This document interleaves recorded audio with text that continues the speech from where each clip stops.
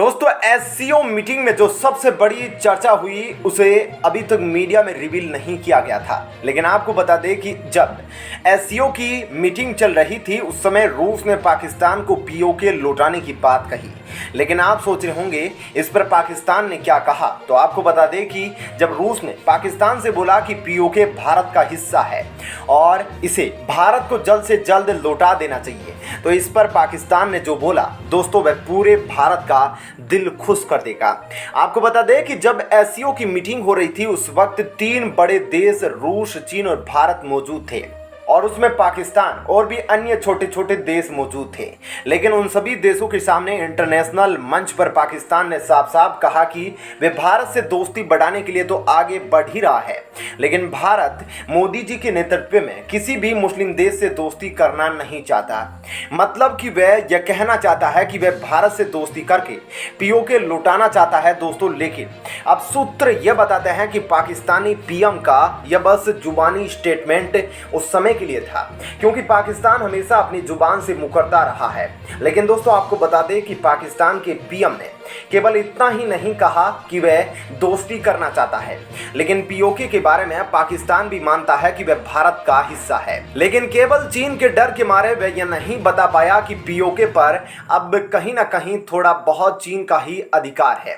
दोस्तों आप सोच रहे होंगे कि यह कैसे हो सकता है, लेकिन आपको यह बता दें कि पाकिस्तान ने चीन से 1000 करोड़ से भी ज्यादा लोन ले रखा है और उस लोन के बदले में चीन ने उसे बस यह बात कही है कि पीओके हमेशा से उसके अंदर रहेगा। इनडायरेक्टली चीन यह कहना चाह रहा था कि पीओके में भले ही पाकिस्तान के लोग रहते हैं, लेकिन पीओके में आज भी चीनी सैनिक मौजूद है और वह कभी भी उस पर कब्जा नहीं कर सकता। दोस्तों यानी कि पाकिस्तान को चीन ने कठपुतली बनाकर रखा हुआ है। अब आप लोग समझ सकते हैं कि रूस ने वहां पर भारत से दोस्ती निभाते हुए पूरा प्रयास किया कि पाकिस्तान एग्री हो जाए, लेकिन पाकिस्तान की जो स्टेटमेंट वहां पर रही थी, लेकिन वह स्टेटमेंट क्लियर नहीं है, क्योंकि पाकिस्तान पीओके देना भी चाहता है, लेकिन वहां पर अब चीन उस पर दबाव बना रहा है। दोस्तों आपसे यह पूछना चाहते हैं कि चीनी सैनिकों से भारतीय सेना निपट सकती है या नहीं, यानी चीनी सैनिकों से भारतीय सेना पीओके वापस ले सकती है